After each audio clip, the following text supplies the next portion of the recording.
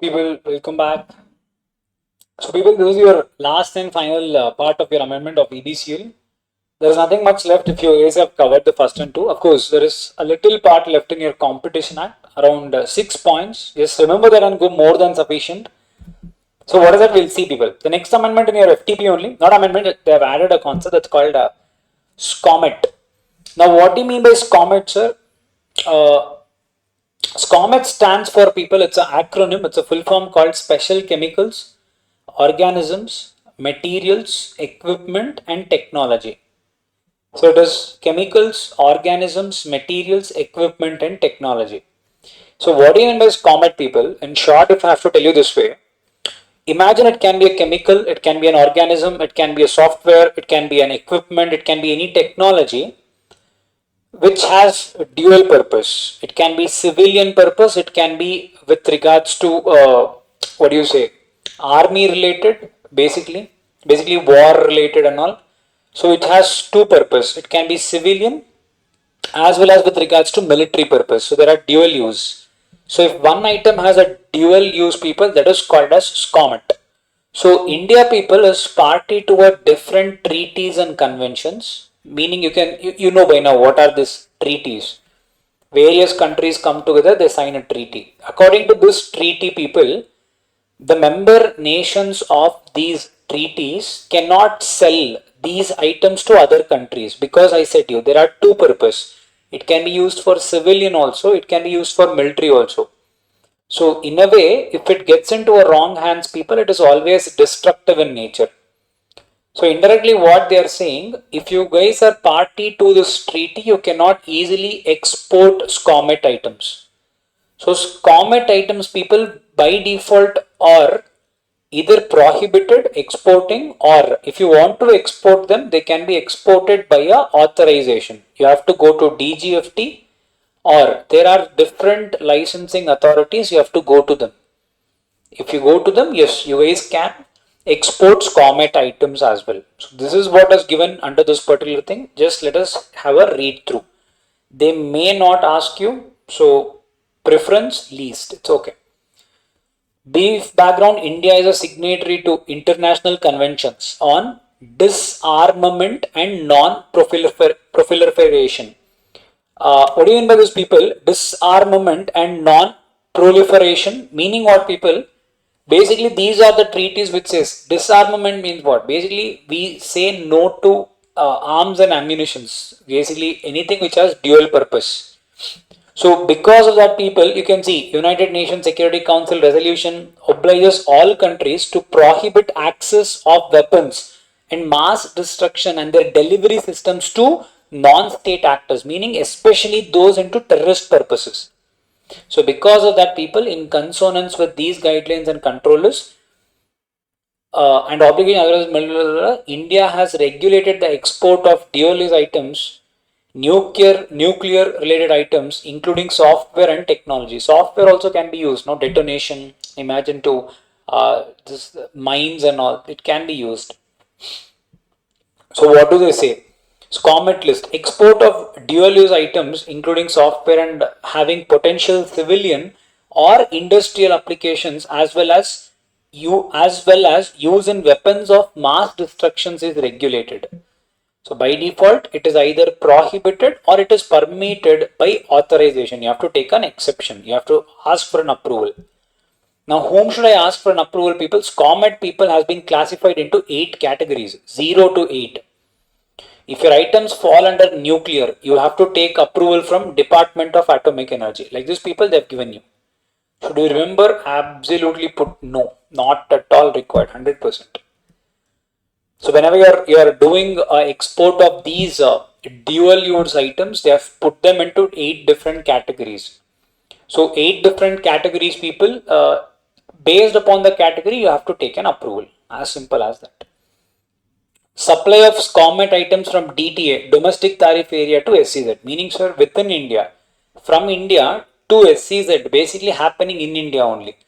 Should I take authorization? Authorization is not required. However, whoever is the development commissioner in your SCZ, you have to take their, basically you have to intimate them or you have to take a prior approval. It has to be reported to the development commissioner. Just for that one thing, remember. Export of imported SCOMET items, same thing people. Whether you manufacture and you export or you import and export anything, SCOMET items are regulated. It is still prohibited or you have to do it after authorization. Issue, amendment and revalidation of SCOMET authorizations. So if anything with regards to amendment, if anything has to be changed, it will be done by DGFT headquarters. Outreach programs, meaning sir, end of the day people, this DGFT will take any sufficient measures to spread the awareness of these particular SCOMET items. So seminars will be conducted, things like that. Voluntary self-disclosure of export of dual-use items. Now, what is that, sir? It may so happen that people, a person without knowing might have violated the law. Imagine if there is an item which has dual use, you might be knowing, you might not be knowing. Now, without knowing people, you exported. Later you realized you guys can go and you guys can voluntarily disclose the failure to comply with export control provisions, meaning sir, I exported, I did not know it. In such case people, the awareness, basically what happens people, the DGFT can either exempt you, they can reduce the penalties or punishments, and not only that people, they will try to increase the awareness of this particular dual use items. If they do not happen in that way people, if they only get to know, whatever is the punishment penalties taken will be stringent. That's what is given here. Yes sir. After that, two more topics left people. One is called as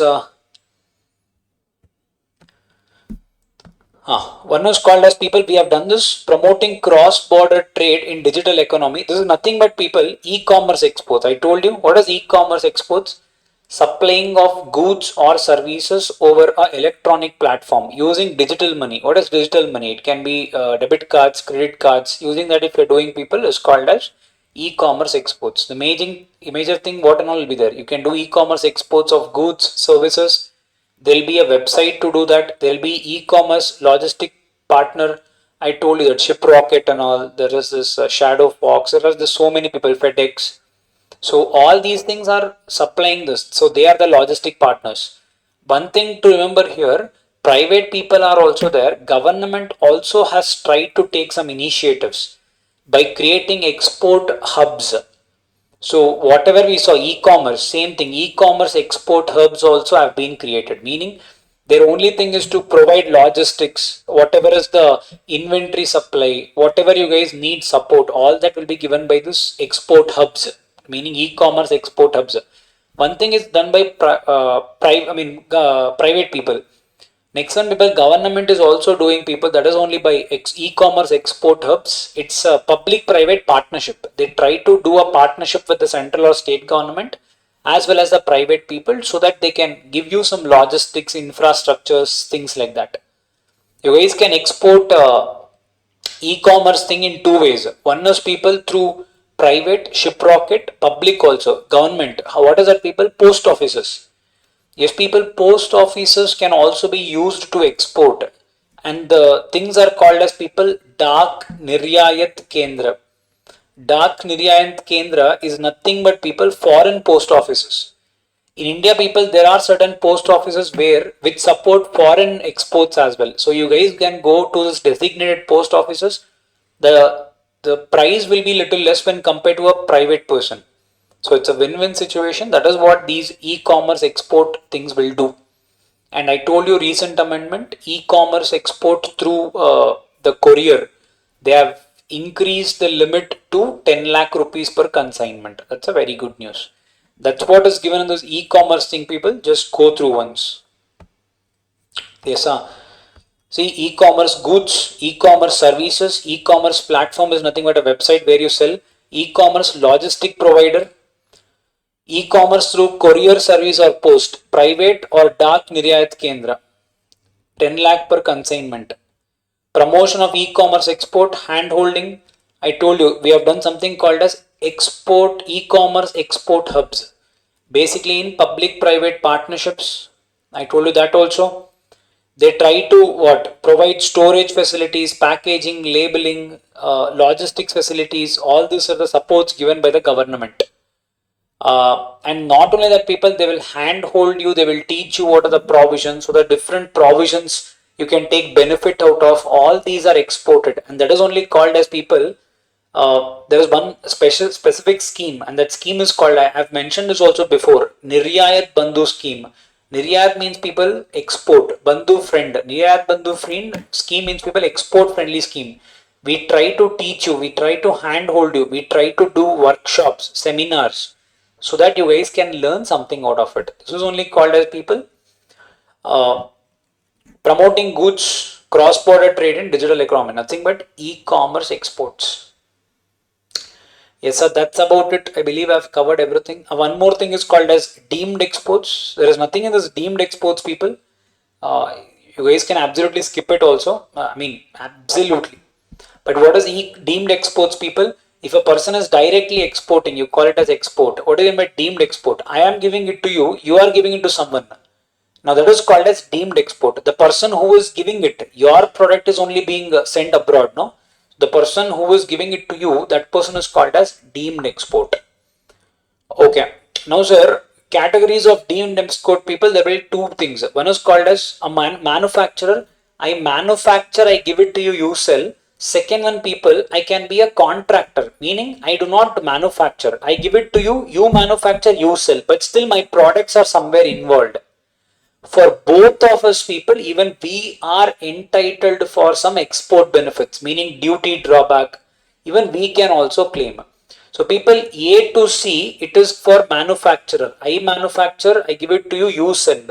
I am also entitled. This is people D to, I believe, G. So D to G is available for a contractor. I give it to you, you manufacture, you sell. Even I am also entitled for some benefits. A to C is for manufacturer. D to G is for the person who is subcontractor. So a supply of goods against advance authorization or supply of goods to EOU, STP, HTP, BTP, supply of capital goods against EPCG authorization. Basically, people, advance authorization, EPCG authorization or EHTP, BTP, all these sparks. If I give the goods to them, they further sell it. I can be eligible as a deemed export manufacturer. I can take the benefit. In the same way, if you're a contractor, subcontractor, if I'm supplying goods to the projects financed by multilateral or bilateral financial institutions, meaning people, something like this World Bank and all that, IMF. So if at all a project is financed by them, if I supply anything to this particular project, I am considered as a deemed exporter. I can come under subcontractor. Next one, supply and installation of goods, meaning people, same thing, multilateral, bilateral financial agencies, they are financing it, but I'm giving capital goods here. Even I'm covered. However, people, this has to be done. Suppliers covered in this paragraph, meaning whenever I'm supplying this. Now, my question to you: how did you get this project? How did you get this contract, sir? They did something called as international competitive bidding. Meaning, sir, nothing but people tender. So all of them bid it, sir. Even I also bid it. I got it, sir, because I gave a very challenging price. So because of that, I got it, sir. So the project has to be selected in that way. That is called as ICB, International Competitive Bidding. Or supply of goods to any project for any purpose in respect of which Ministry of Finance permits import of such goods at zero basic customs duty. Meaning, sir, I am supplying goods to any project for which Ministry of Finance has said that you can import for this project any goods at a zero customs duty. For such projects, if I am giving goods, even I am also eligible for this particular subcontractor. Supply of goods required for setting up any mega power project. Power project, people, again I am eligible for. Power is what? Your electricity. Next one, for mega power project, ICB condition would not be mandatory. ICB is, people, this one, international competitive bidding.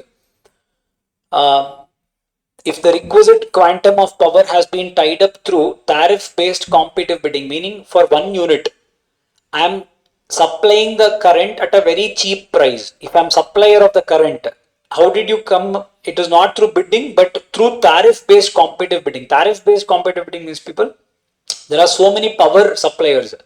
How did you get this project? Because my per unit cost is less. That's why I got the project. You will come here. Supply of goods to United Nations or international organizations for their official use or supply to the projects financed by them. Meaning people, United Nations.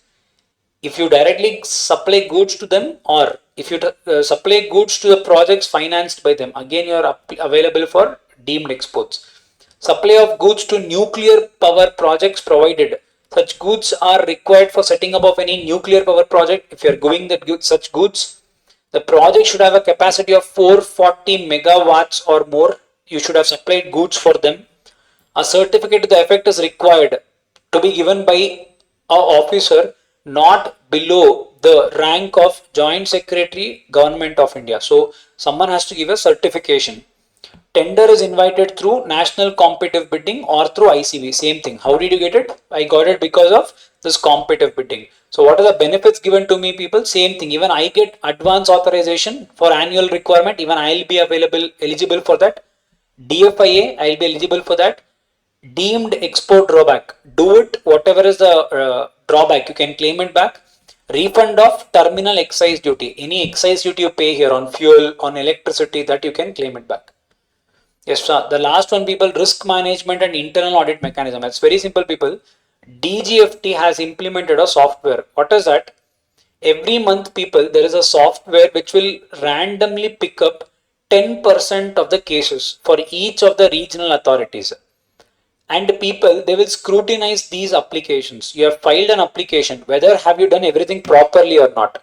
The system randomly conducts an audit of the 10% from each of the regional authorities. If at all, people, if yours is selected, they will go through in detail in your particular application. If they find something is not right, they will charge penalty, and not only that, people, 15% per annum will be collected as interest. This is your FTP. Excuse me. See, FTP ended with the Shubham. Clear? Next amendment is, people, in Competition Act. Yes, sir. So people, I'll be giving this particular thing to download it. At the last, people, I've given you summary of all the amendments. Technically, people, there are the 7 amendments. It will come here only. What are these amendments, sir? Let us see one by one. Introduction of deal value threshold for merger and acquisition. What is that, sir? There was something called as, people, section 5. In section 5, people, we had something called as acquisition or merger of group company individually. We saw that 2000, 6000 and all, 2000, 8000 crore in India, assets outside India. We had all that. All that is given in, people, section 5, clause A, clause B, clause C. It is given in these clauses. They have introduced one new clause called clause D. Now what is this, sir? We saw, people, whenever there is a combination that is happening, if the combination, people, if it's exceeding the limits given in that whatever the table we have written in combination. If you remember this table, you have to say yes, sir. If not, see, time waste. Say this table. You remember this table, They have introduced one new thing here, 5D. Now what is that new thing, sir? Value of any transaction in connection with, if you are acquiring any control, share, voting right, assets of an enterprise, you are acquiring. It can be assets, it can be voting right, something you are acquiring of an enterprise, merger or amalgamation exceeds rupees 2000 crore. So if you are acquiring, if you are merging, if you are amalgamating something, people, if the value is going beyond 2000 crores, this is important, provided that the enterprise which is being acquired, so the person who is being acquired, the company who is being acquired, or you're taking the control, or it is getting merged or amalgamated, it should have a substantial business operation in India as may be specified by regulation. Meaning, sir, my asset value is not coming to whatever is the threshold limits you have given here. But sir, mine is only coming to, the entire value is coming to 2000 crore. But sir, I have a very substantial business operation in India, meaning I'm growing. I have a lot of network in India. If such company is being acquired, people, even then CCI approval is required. That's the new limit they have added, 2000 crores. You can expect a question here. Important. Clear? Amendment number 1 done. Next one, people.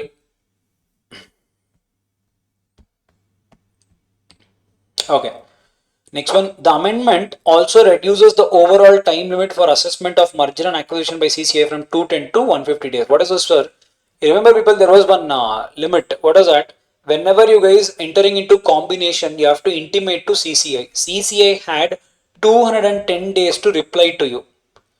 Within 210 days, people, if CCI does not reply, it was considered as deemed approval. Now they have reduced this 210 days to 150 days. That's all. That's the amendment. Now, people, it will be 150 days. If within 150 days CCI does not respond, it will be considered as a deemed approval. Amendment number 2. Yes, sir. There is one more connected amendment. Let us do that connected amendment.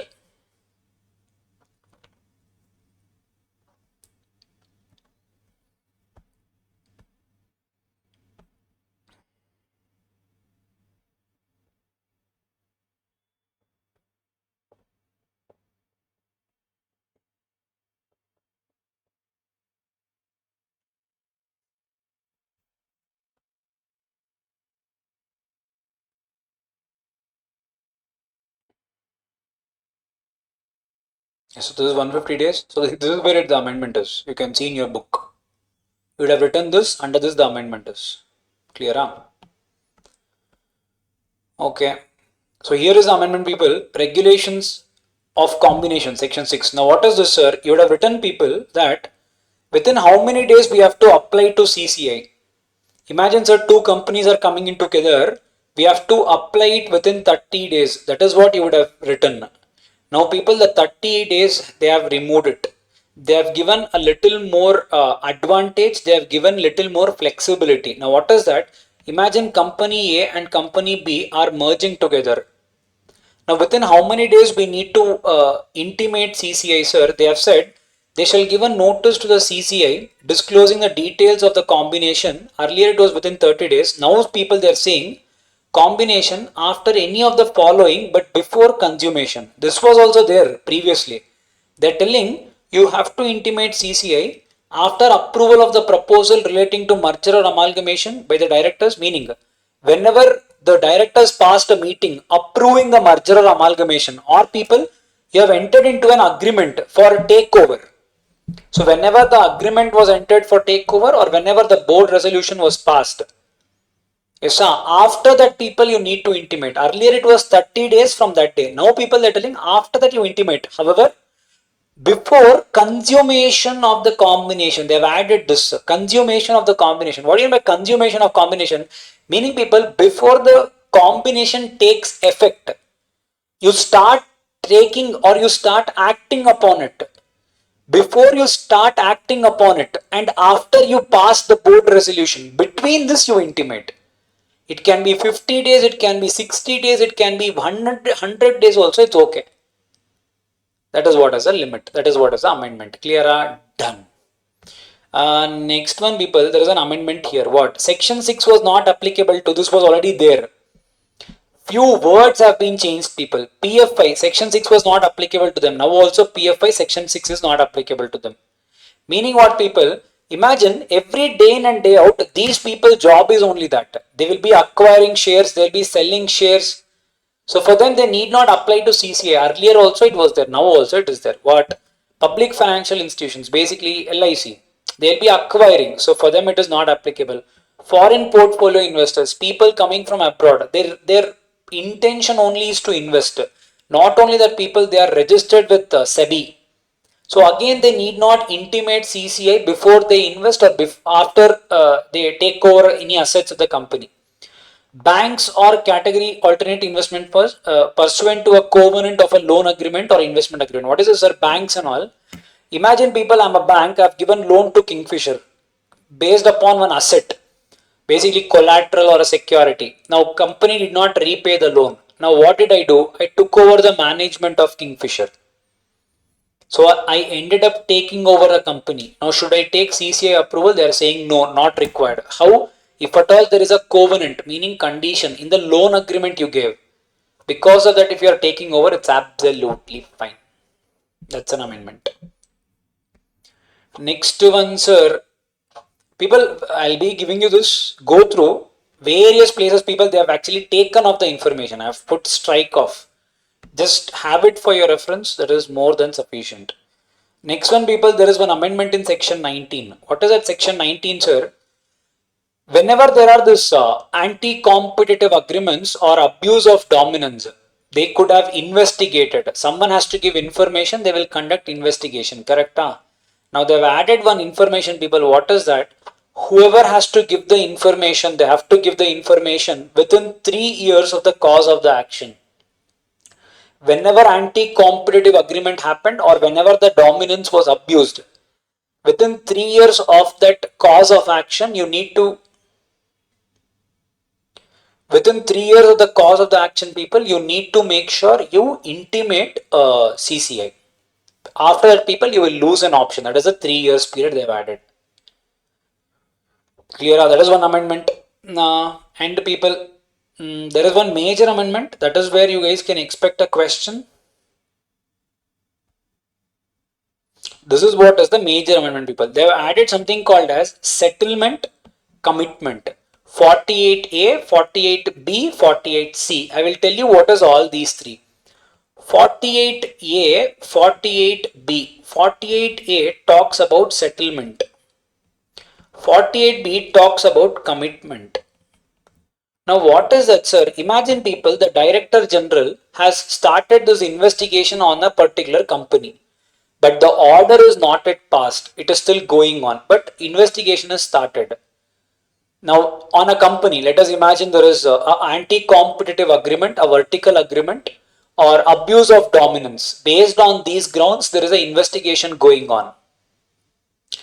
The parties can come and settle the dispute. Basically, in our language, we used to call it as compounding of offense. These people can come and settle the offense, people. That is possible. And not only that, they can only give an alternative, meaning commitment. Sir, our original agreement was this way. We will do one thing. We will do all these changes. They can give a commitment. We will give the changes, sir. One thing, sir, whatever we have done, we are agreeing ourselves. Can you please reduce the penalty? And whatever is the agreements we have entered, we are proposing these changes to that. So, people, this is called as settlement. This is called as commitment. Provided if the authorities also agree, people, then you can go forward. At any given point of time, they feel what you have done is not right. Everything will come to an end and investigation will continue. Obviously, for wasting their time, they can charge some legal costs on you, which can be around 1 crore rupees also. They can collect that money from you. Yes, Sam. This is only 48A, B, and C is when they will collect the money if something is not working right. See, 48A. Any enterprise against whom any inquiry has been initiated, it has started under section 26 for contravention of 3(4), it is anti-competitive vertical agreements, or section 4, abuse of dominance, may for settlement of proceeding initiated for the alleged contravention submit an application writing to the commission in such form on payment of fees. An application may be submitted any time after the receipt of the report by the DG, but prior to before the passing of an order. Meaning, sir, DG has started, but report is not yet passed. Before that, people, you guys can go and settle the matter. The commission, after taking into consideration the nature, gravity, impact, agree to the proposal for settlement on payment of such amount. So they can agree for settlement on payment of such amount on terms and conditions as they. Okay. While considering the proposal of settlement, the commission shall provide an opportunity for the party concerned, the Director General or any other party submit to the obligator. What is this, sir? Now, I am settling the matter with you. I also need to see what does the person who gave the case, someone would have given the information, what does he think? And what does the Director General think? So, both of them will be given an opportunity of being heard. If commission and the party concerned do not reach an agreement, people, then it shall reject the settlement application and proceed with the inquiry. Remember, whatever the settlement made, there can be no appeal. Commitment people, uh, any enterprise, same thing, may submit an application in writing to the commission, 3(4) section 4, same thing, offering commitment in respect of alleged contravention. What does that commitment means? People have given here extra gyan. See, these commitments are essentially a way for accused party to propose a resolution to the alleged violation without going through a full legal proceeding. The commitment could include actions such as changes in the business practices, discontinuation of certain activities, things like that. I will say I will not do this, I will not do this. Yes, sir. An offer for commitment may be submitted at any time after an order under section 26(1) has been passed, but within such time prior to the receipt by the party of the report of the Director General before he gives a report. While considering the proposal for commitment, the commission shall provide an opportunity of being same thing. They will give an opportunity. If the commission is of the opinion that commitment offered above is not appropriate in the circumstances, or if the commission and the party concerned do not reach an agreement, so if it is not working out, then people, obviously the investigation will continue. The rejecting the commitment opinion, proceed with the inquiry. No appeal can be made. 48C people, they can collect if it is not working out, what commitment or settlement does not work out. They may collect legal costs from you which can extend to 1 crore and commission may restore the inquiry. Remember 48A, BCA and go, it is important. 48A, settlement of money. Whatever is a penalty, you will say, I'll pay this much, settle. 48B, you will say, sir, I am doing it this way, I will do it this way. You will propose alternate solutions. 48C, if these two doesn't work, I can collect legal costs from you up to 1 crore and I can even continue with the inquiry. Done now. And so we are done with that. Settlement and commitments.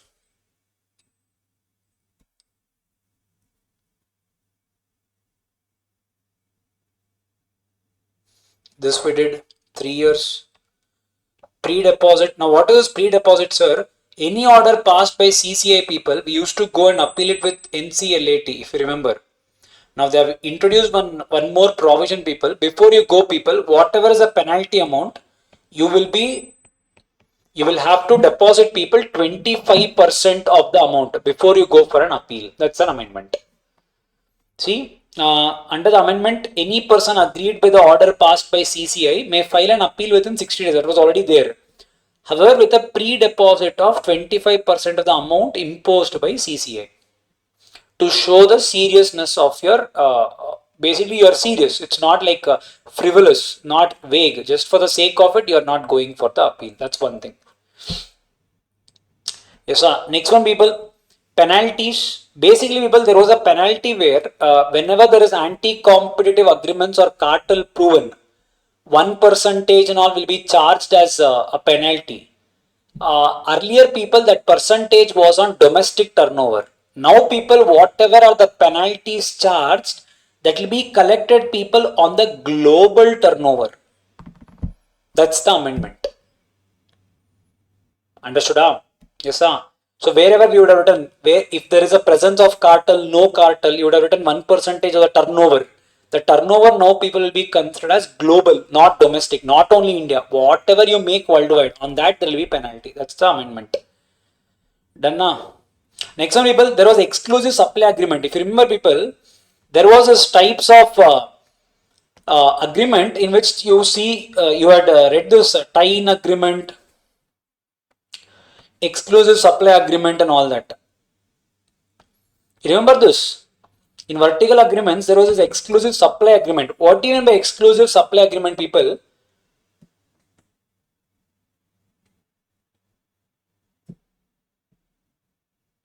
So what was exclusive supply agreement, people?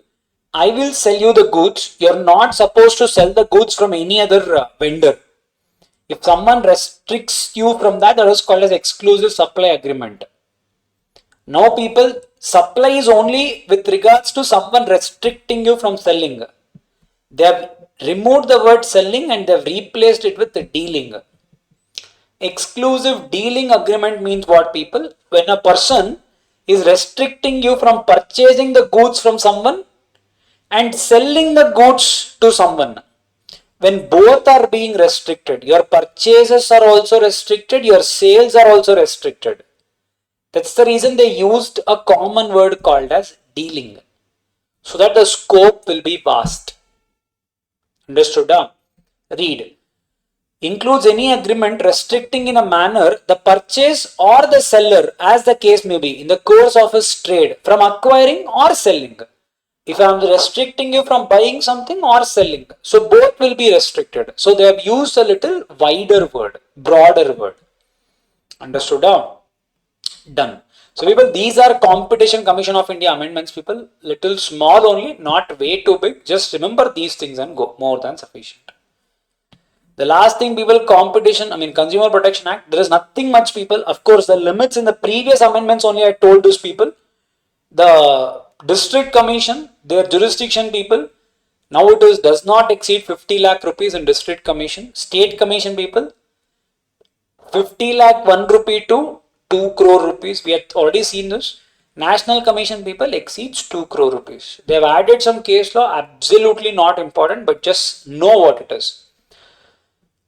In Shobha Hibiscus Condominium versus MW Sosha Developers Limited judgment, what happened here, people? You would have seen something called as recognized consumer association, means voluntary consumer association, meaning, sir, any consumer association where no one should have forced you to become a member to this. Such things are called as voluntary. If they are forced, it is not called as voluntary. That is what was decided in this case law. Absolutely not relevant. Next one, Brigade Enterprises Limited versus Anil Kumar Virmani. What was decided in this case law? Whenever group of people have a similar cause, then people, just like your public interest litigation, where class action suit, everyone need not go and fight a case. It can be represented by one person. In the same way, even when it is defending, when you're filing a case or when it is being defended, one person can represent interest of several people. That is what was decided in this case law. The third one, sir, the Supreme Court, whenever people you want to go for an appeal from state to national, we have seen every place where you have to pre-deposit 50%. In this case, they said that this particular thing cannot be waived. You have to deposit. Why? If this particular application is removed, then people, it will give chance for frivolous appeals, meaning people who are not serious also may come and go for an appeal. So to avoid that, people, they have said 50% pre-deposit is mandatory before you go for an appeal to the next appellate body from state to national. That's all, people. This is your EBCL amendments. That's all. Watch is more than sufficient. I know there was a little delay, but yes, there was a content and I was not well, so it took time. I hope you guys do well. Wish you guys all the best. Do let me know what happens in your result. Stay calm. It is absolutely manageable. All the very best. Thank you so much, people. See you. Bye bye.